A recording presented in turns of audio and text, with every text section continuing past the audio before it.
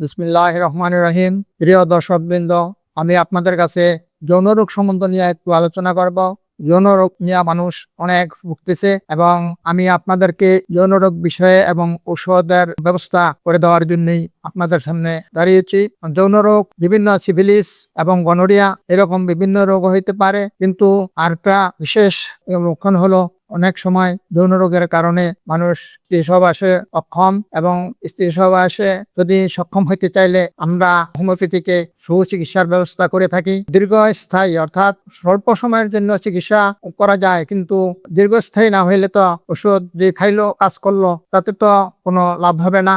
আবার সাধারণ ওষুধ খাইলে তো শেষ পর্যন্ত কাজই হবে না। এখন যৌন রোগ সম্বন্ধে অনেকের আছে, এটার প্রধান লক্ষণ হলো মানুষ ওই যুবককালে বিবাহের আগে হস্তমৈথুন বিভিন্ন কারণে তিনি দুর্বল হয়ে যায়, স্নায়ুগুলো নিস্তেজ হয়ে যায়, তখন বিবাহের পরে অনেক দুর্বল হয়ে যায়। সেই দুর্বলতার কারণে আমাদের কাছে হোমিওপ্যাথিক ওষুধ আছে। আপনারা যদি ওষুধের কথা বলেন, আপনারা যদি আপনাদের রোগ লক্ষণগুলি পরিষ্কারভাবে বলতে পারেন, এবং আমরা সেই রোগ লক্ষণ শুনে চিকিৎসার ব্যবস্থা করে দেই, এবং ওষুধ যদি আপনাদের দরকার হয় আমরা ওষুধ পাঠাইও দিতে পারি অনলাইনের মাধ্যমে।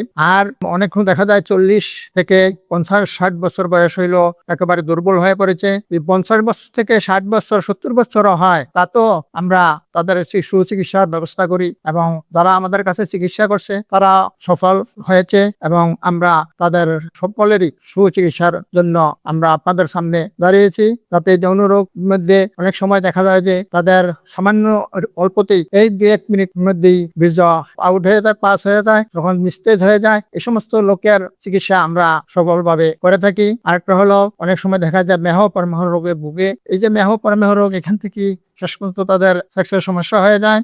মেহ পরমেহ রোগটা হয় ওই বেশি অতিরিক্ত হস্তমৈথুনের কারণেই। প্রধান কারণ হলো অতিরিক্ত যৌবনকালে অতিরিক্ত হস্তমৈথুন, এবং হস্তমৈথুনের কারণেই এই সমস্যাগুলি দেখা দিতে পারে। এখন আপনারা যদি আমাদের কাছে আপনাদের কি কি সমস্যা, এই সমস্যাগুলি বলেন, তাহলে সেই লক্ষণ অনুযায়ী আমরা হোমিওপ্যাথিক ওষুধ সেট করে আপনাদের চিরস্থায়ী ভাবে আরোগ্য করতে পারি। এই জন্য আপনাদের কাছে আমাদের অনুরোধ, আপনারা আপনাদের রূপ লক্ষণগুলি বলে আমাদের কাছে বললে আমরা আপনাদের কাছে ঔষধ পাঠিয়ে দিতে পারবো, এবং আপনারা নিয়মিত ওষুধ সেবন করলে এবং আপনারা আপনাদের স্ত্রী সহবাস এবং বিভিন্ন কোনো ধরনের কোনো সমস্যা হবে না।